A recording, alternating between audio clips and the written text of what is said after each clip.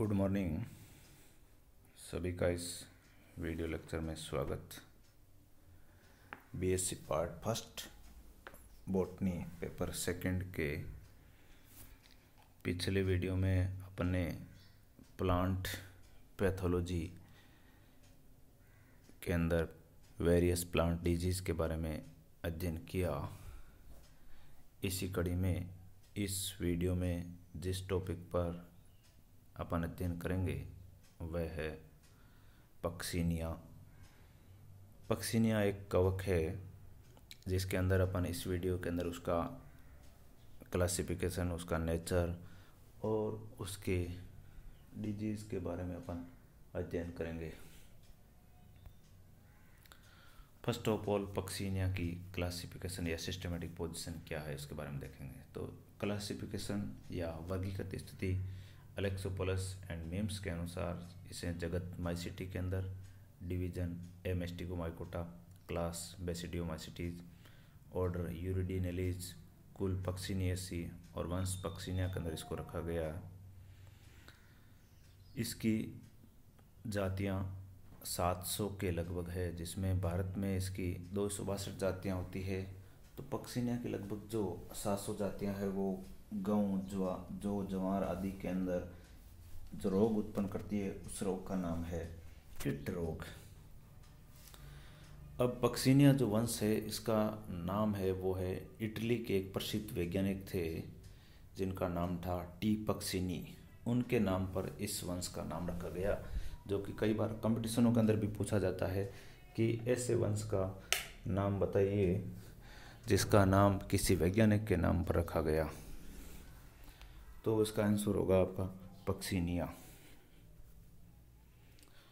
अब पक्सीनिया की कुछ जातियां जैसे पक्सीनिया एस्पेरेगाई, पक्सीनिया बटलेराई, पक्सीनिया मेंथी, ये जो है वो अपना जीवन एक ही प्रपोसी में पूरा करती है। ऐसी जातियों को एकाश्रयी कहलाती है, ऑटोएसियस। ऐसी जातियां जो अपना जीवन चक्र एक ही प्रपोसी में पूरे करें उन्हें एकाश्रयी या ऑटोएसियस कहते हैं।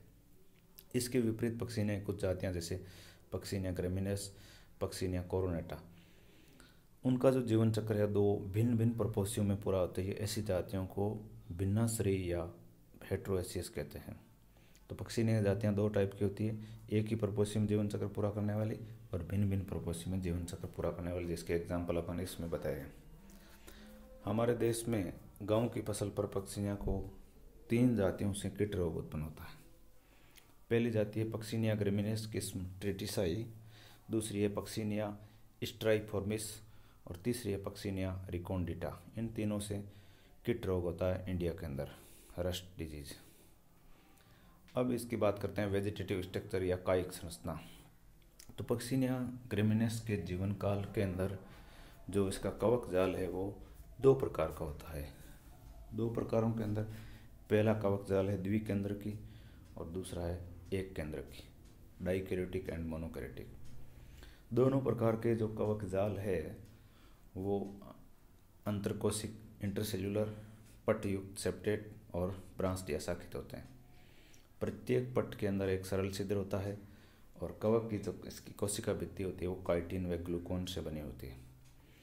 इसका द्विकेंद्र की जो कवक जाल है वो गेहूं के ऊतकों में उपस्थित रहता है, जबकि एक केंद्र की कवक जाल इसका जो अल्टरनेट या एकांतर प्रपोसी बारबेरी के ऊतकों में होता है। कवक जाल प्रपोसी की कोशिकाओं से भोजन चूसकांगों के द्वारा अवशोषित करता है। अब बात करते हैं इसके जीवन चक्र की। तो पक्सीनिया ग्रेमिनेस ट्रेटिसाई एक मैक्रोसाइक्लिक रस्ट या दीर्घ चक्रीय कीट कवक है। इसके जीवन चक्र में 5 प्रकार के बीजाणु बनते हैं।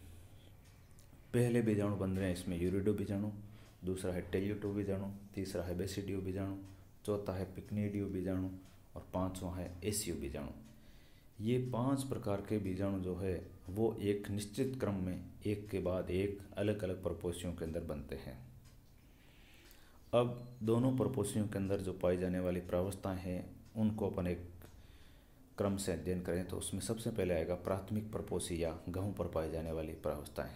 तो इसका जो प्राइमरी होस्ट है गेहूं, उस पर कौन कौन सी प्रावस्थाएं होती है।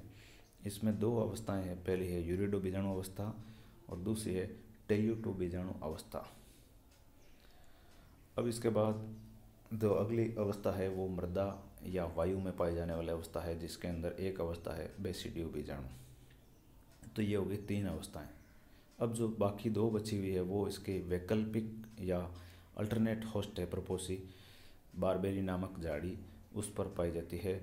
उसके अंदर 2 अवस्थाओं, पहली होती है पिक्निडियो बीजाणु अवस्था और दूसरी है एसियो बीजाणु अवस्था।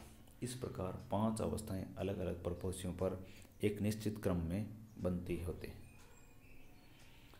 अब अपन अध्ययन करते हैं गेहूं पर या इसके प्राइमरी होस्ट पर पाए जाने वाले अवस्थाओं की बात करें तो इसमें अपन ने 2 अवस्थाएं बताई, जिसमें पहली बताई यूरिडो बीजाणु अवस्था। यूरिडो बीजाणु अवस्था गेहूं पर सबसे पहले संक्रमण जो होता है वो यूरिडो बीजाणु के द्वारा होता है अथवा बारबेरी पर उत्पन्न एसियो बीजाणु के द्वारा होता है। तो गेहूं पर अगर संक्रमण होगा तो या तो यूरिडो बीजाणु के द्वारा या बारबेरी पर उत्पन्न एसियो बीजाणु द्वारा। दोनों प्रकार के बीजाणु जो है द्विकेंद्रकीय होते हैं और अंकुरित होने पर एक जनन नलिका निकलती है और वो जनन नलिका रंध्रों के द्वारा प्रपोसी में प्रवेश करती है। अब प्रपोसी में प्रवेश करने के बाद उसके ऊतकों में कवक जाल जो है वो अंतरकोशिक होता है। इसके बाद स्थानीय संक्रमण करता है, लोकलाइज एक पर्टिकुलर एरिया के अंदर ही।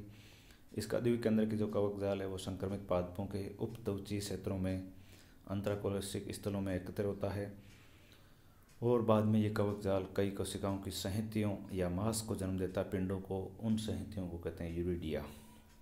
यूरिडिया से अनेक ऊर्ध्व कवक तंतु विकसित होते हैं और प्रत्येक ऊर्ध्व कवक तंतु के शीर्ष पर एक द्विकेंद्र की यूरिडो बीजाणु बनता है। परिपक्व यूरिडो बीजाणु है सैवरंत, एक कोशिक, द्विकेंद्र की तथा अंडाकार। इनकी भित्ति मोटी होती है और 2 परतों से बनी होती है। बाह्य भित्ति मोटी तथा कंटकमय, जबकि आंतरिक भित्ति पतली होती है। दूसरी आती है टेल्यूटो बीजाणु अवस्था। मौसम के अंत में यूरिडो बीजाणु धीरे धीरे कम बनते हैं और प्रपोसी जिन स्थानों पर पहले यूरिडो बीजाणु बने उन्हीं स्थानों पर टेल्यूटो बीजाणु। इनको जन्म देने वाली जो कोशिका है वो टीलिया कहलाती है। जीवन चक्र की अवस्था टीलियल अवस्था या काले बीजाणु वाली अवस्था कहते हैं। टेल्यूटो बीजाणु की बात करें तो ये काले या भूरे रंग के, सैवरंत, द्विकोशिक, तर्करूप तथा पट की स्थिति पर कुछ संकीर्ण होते हैं। प्रत्येक कोशिका में एक जनन छिद्र होता है। बीजाणु के परिपक्वन के समय प्रत्येक कोशिका में उपस्थित दोनों भिन्न प्रभेद वाले केंद्रक संलयन होते हैं और द्विगुणित केंद्रक बनता है। टेल्यूटो बीजाणु ह्रासित द्विगुणित अवस्था को प्रदर्शित करते हैं। इसकी बीजाणु भित्ति है बहुत मोटी, बहुत समय तक गेहूं के भूसे या मिट्टी में निष्क्रिय अवस्था में पड़े रहते हैं। इनका अंकुरण जो है बहुत अधिक वायुमंडलीय आर्द्रता तथा कम तापमान पर होता है। अब आती है इसकी मृदा पर पाई जाने वाली या वायु में पाई जाने वाला अवस्था। टेल्यूटो बीजाणु डोरमेंसी या सुसुप्त अवस्था के पश्चात अनुकूल परिस्थितियों में अंकुरित होते हैं। अंकुरण के समय दोनों कोशिकाओं में जो जनन छिद्र है उससे एक एक जनन नलिका जिसकी वृद्धि सीमित होती है। इसे प्राक कवकजाल या प्रोमाइसिलियम या अधिबेसिडियम कहते हैं। टेल्यूटो बीजाणु का जो द्विगुणित केंद्रक है वो अधिबेसिडियम में स्थानांतरित हो जाता है। उसके बाद इसके अंदर अर्धसूत्रीय विभाजन होता है जिससे 4 अगुणित केंद्रक बनते हैं। उन चारों में से 2 प्लस प्रभेद या धन प्रभेद वाले और 2 ऋण वाले होते हैं। इसके बाद पट निर्माण होता है जिससे 4 अगुणित कोशिकाएं बनती हैं। प्रत्येक कोशिका से एक प्रांगुल विकसित होता है और जिसके शीर्ष पर एक बेसिडियो बीजाणु विकसित होता है। अब बेसिडियो बीजाणु में से 2 धन या प्लस प्रभेद वाले और 2 ऋण प्रभेद वाले होते हैं। बेसिडियो बीजाणु जो है वो सूक्ष्म, एक कोशिक, एक केंद्र की तथा अगुणित होते हैं। वायु के द्वारा बेसिडियो बीजाणु अपने वैकल्पिक प्रपोसी बारबेरिस पर तथा इसे संक्रमित करते हैं। ये बीजाणु केवल कुछ दिनों तक ही जीवित रहते हैं। इसके अंदर देख सकते हैं अपन गेहूं और मृदा पर पाई जाने वाली बीजाणु अवस्थाएं। अब इसका आता है 3rd नंबर जो पॉइंट है वैकल्पिक प्रपोसी या बारबेरी पर पाई जाने वाली अवस्थाएं। इसके अंदर जो अवस्था होती है वो अगुणित अवस्था होती है और जो अवस्था बेसिडियो बीजाणु से प्रारंभ होती है। इस पर अपन ने पहले बताया 2 अवस्थाएं होती है।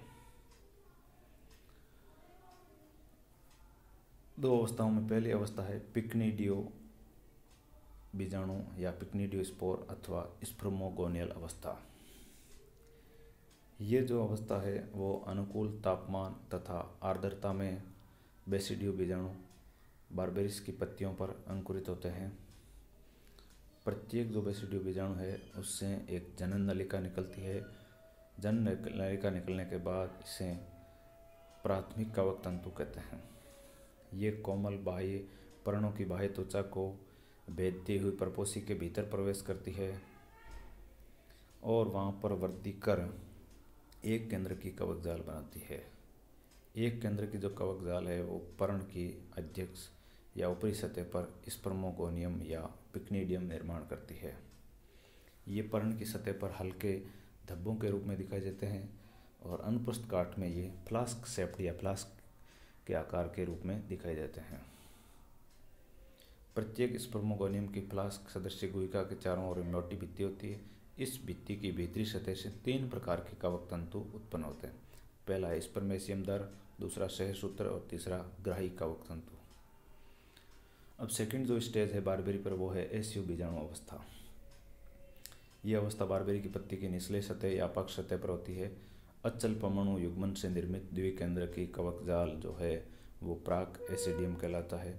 ये कवक जाल पत्ती की निचली सतह पर प्यालेनुमा संरचना एसिडियम बनाता है। अब जो एसिडियम है प्यालेनुमा संरचना उसकी भित्ति पेरिडियम कहलाती है। पेरिडियम के अंदर एसयू बीजाणु मात्र कोशिकाएं द्विकेंद्र की होती है जिनके विभाजन से एसयू बीजाणु और अंतर्वेशी कोशिकाएं या वियोजक कोशिकाएं बनती हैं। एसयू बीजाणु है एक कोशिक द्विकेंद्र की बहुभुजी पतली भित्ति युक्त तथा नारंगी रंग की संरचना है। ये बीजाणु केवल प्राथमिक प्रपोषी गेहूं के पौधों को ही संक्रमित करते हैं। बारबेरी जिस पर बनते हैं उसे संक्रमित नहीं कर सकते एसयू बीजाणु। इनका प्रकीर्णन वायु के द्वारा होता है और ये गेहूं की पत्ती पर पहुंचकर जनन नलिका द्वारा अंकुरित होते हैं और जनन नलिका प्रपोषी के अंतराकोशिक स्थलों में द्विकेंद्र की कवक जाल बनाती है। ये कवक जाल पुनः प्रपोषी पर यूरिडो बीजाणु निर्माण करता है। इसके अंदर अपन देख सकते हैं बारबेरी पर पाई जाने वाली अवस्थाओं का डायग्रामेटिक रिप्रेजेंटेशन। इस स्लाइड के अंदर अपन पूरे पक्सिनिया का लाइफ साइकिल देख सकते हैं कि किस प्रकार इसके अलग अलग होस्ट पर कौन कौन से बीजाणु बनते हैं। इस प्रकार अपन ने इस वीडियो लेक्चर के अंदर पक्सिनिया के बारे में अध्ययन चर्चा की, जिसमें सबसे पहले इसकी क्लासिफिकेशन, फिर इसके वेजिटेटिव स्ट्रक्चर और इसके लाइफ साइकिल के बारे में अध्ययन किया। नेक्स्ट वीडियो के अंदर अपन नेक्स्ट फंजाई के बारे में अध्ययन करेंगे। सभी को धन्यवाद और शुक्रिया।